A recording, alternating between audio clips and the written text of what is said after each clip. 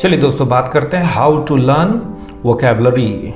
दोस्तों, हम में से अक्सर आप लोग क्रिकेट मैच देखते होंगे, क्रिकेट कमेंट्री सुनते रहते होंगे, तो अक्सर ऐसे शब्द आते हैं जो परेशान करते हैं। या फिर कोई न्यूज़ चैनल आप देख रहे हैं इंग्लिश में, वहाँ पे आपको दिक्कत हो सकता है।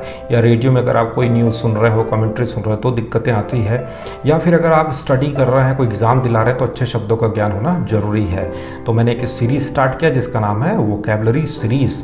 दोस्तों, तो मेरा नाम है Devtir Sahu, I am the director of the spoken English, और आज हम लोग इसी विषय पे चर्चा करेंगे। Let's start. तो चलिए दोस्तों, वर्ड लिस्ट नंबर 24 याद करते हैं। देखिए स्क्रीन पे आपको पहला शब्द आ रहा है, कौन सा? अश्लील साहित्य या सामग्री। क्या बोलते हैं इसको? पोर्नोग्राफी। क्या बोलते हैं? पोर्नोग्राफी। बहुत सारे एडल्ट पोर्नोग्राफी साहित्य या वीडियोस हम देखते हैं, पोर्नोग्राफी। एग्जांपल देखिए, watching pornography among children are very common nowadays. बच्चों के बीच अश्लील साहित्य देखना अब बहुत आम है। तो चलिए याद करते हैं, अश्लील साहित्य या सामग्री, पोर्नोग्राफी। पोर्नोग्राफी यानी अश्लील साहित्य या सामग्री। अश्लील साहित्य या सामग्री पोर्नोग्राफी कहलाता है। अगला शब्द देखिए, उल्टा। उल्टा, ठीक है, क्या बोलेंगे? इनवर्स। इनवर्स फिजिक्स या मैथ्स में भी आप पढ़ते होंगे। वी गॉट इनवर्स इफेक्ट, हमें उल्टा प्रभाव मिला। तो इनवर्स यानी होता है उल्टा। इनवर्स यानी उल्टा, उल्टा यानी इनवर्स, इनवर्स यानी उल्टा। गहराई नापना, क्या बोलते हैं इसको? फदम। क्या बोलते हैं? फदम।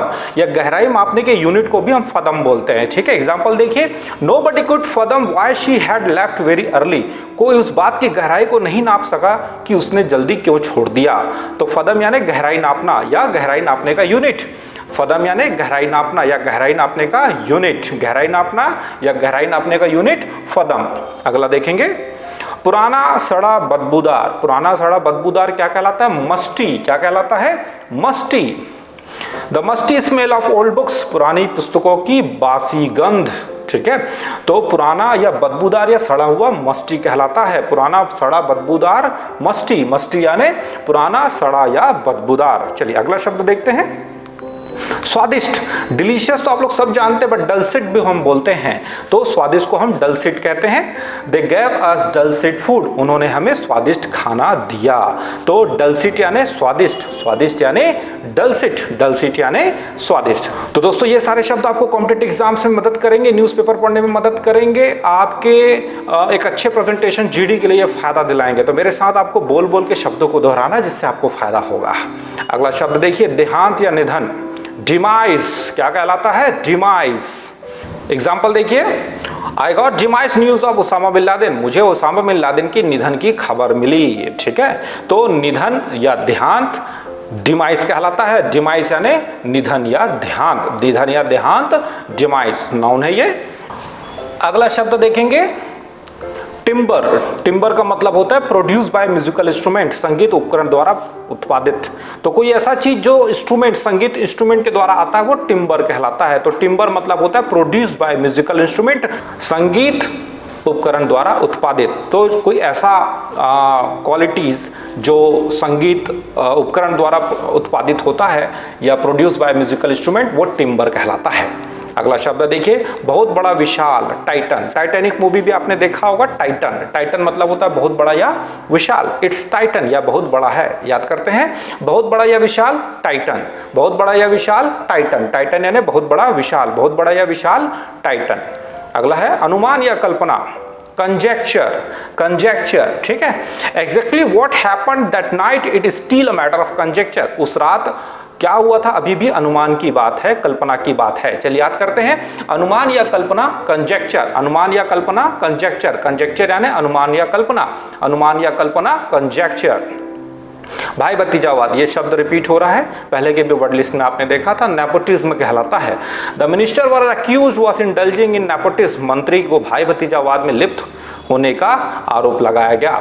तो भाई भतीजावाद मतलब अपने घर के लोगों को टिकट बांट देना, अपने घर के लोगों को नौकरी दे देना। जैसे हम पॉलिटिकल पार्टीज में देखते हैं, समाजवादी पार्टी में सारे उनके परिवार के लोग हैं, ऐसे कई भी पार्टीज है, किसी एक के लिए हम बायस क्या हूं।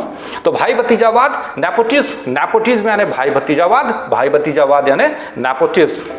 अगला शब्द देखिए आपकी स्क्रीन पर, आज्ञा मानना या अनुगमन करना। फॉलो, बहुत अच्छा शब्द है, जानते भी होंगे। Believe your self, do not follow others, विश्वास रखें खुद पर, दूसरों का अनुगमन ना करें। तो आज्ञा मानना या अनुगमन करना, फॉलो, फॉलो यानी आज्ञा मानना या अनुगमन करना, आज्ञा मानना या अनुगमन करना, फॉलो, फॉलो यानी आज्ञा मानना, अनुगमन करना। मरीज का भ्रम जाल, इल्यूजन, मरीज का भ्रम जाल, जैसे कि रेगिस्तान में कई बार कुछ लोगों को ऐसा दिखने को मिलता है मरीज का कि सामने पानी का तालाब है या झील है, लेकिन ऐसा होता नहीं है, रेत चमकती हुई दिखती, ये मरीज का कहलाता है। ठीक है, मृग तृष्णा। एग्जाम्पल देखेंगे, He had no illusion about his talents, उसे उसकी प्रतिभा का कोई भ्रम नहीं था। तो मरीज का या भ्रमजाल, इल्यूजन, मरीज का या भ्रमजाल, इल्यूजन, इल्यूजन यानी मरीज का या भ्रमजाल, मरीज का या भ्रमजाल, इल्यूजन। अगला शब्द देखेंगे, प्रतिनिधि, प्रतिनिधि को क्या बोलते हैं हम लोग, डेलीगेट, क्या बोलते हैं, डेलीगेट।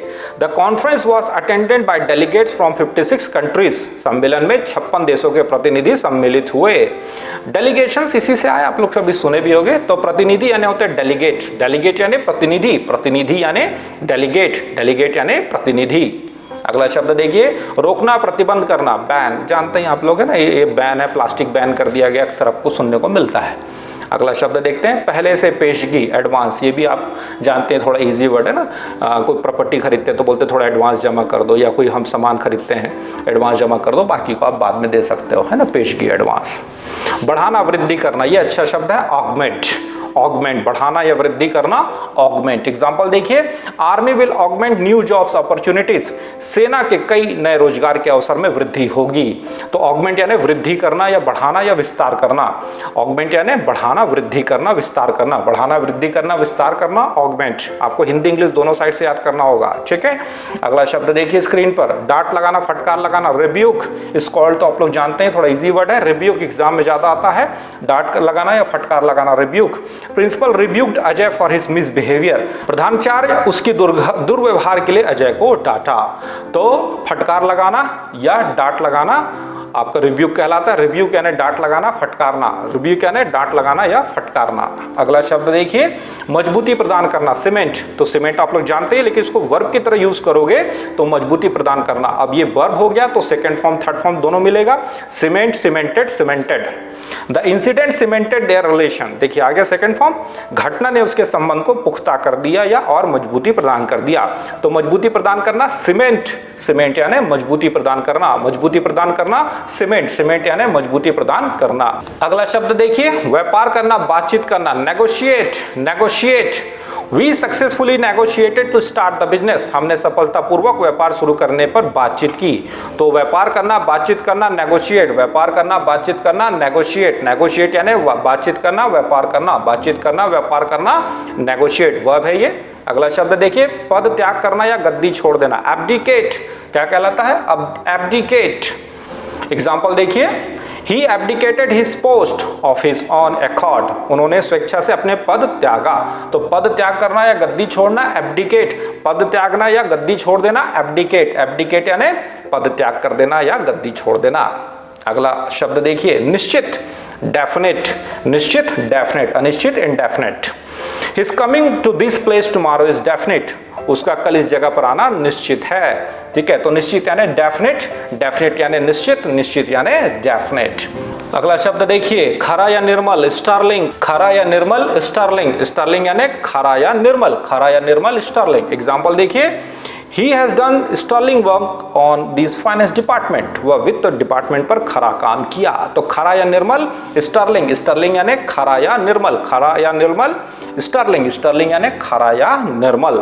अगला शब्द आपके स्क्रीन पर, चिड़चिड़ा, पीविश, पीविश, बहुत सारे लोग चिड़चिड़ा होते हैं, पीविश कहलाता है, अच्छा शब्द है ये। योर चाइल्ड इज पीविश, मतलब आपका बच्चा चिड़चिड़ा है। तो चिड़चिड़ा यानी पीविश, पीविश यानी चिड़चिड़ा, चिड़चिड़ा यानी पीविश।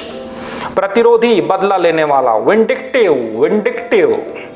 China is vindictive by nature, चीन स्वभाव से प्रतिशोधी है। ठीक, तो प्रतिशोधी, बदला लेने वाला, विंडिक्टिव, विंडिक्टिव यानी प्रतिशोधी या बदला लेने वाला, प्रतिशोधी या बदला लेने वाला विंडिक्टिव कहलाता है। अगला शब्द है चापलूसी, जी हुजूरीपन, सर्विलिटी, क्या कहलाता है, servility. His servility makes him detestable, उसकी चापलूसी उसे घिनौना बनाती है।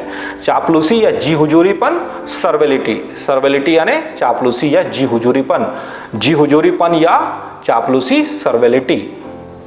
तो दोस्तों ये था वर्ड लिस्ट नंबर 24। अगर आपको कुछ नए शब्द आपको मिला, जानकारी मिला, तो आप इस वीडियो को लाइक कर सकते हैं। अपने दोस्तों और फैमिली मेंबर के साथ इस वीडियो को जरूर शेयर करें। और अगर आप मेरे नए सब्सक्राइबर हैं तो चैनल को सब्सक्राइब कर लीजिए, क्योंकि अगर आप देखें सारे मेरे डिटेल्स को तो पता चलेगा अक्टूबर के बाद से मैं कम से कम अब तक 80-90 वीडियोस डाल चुका हूं।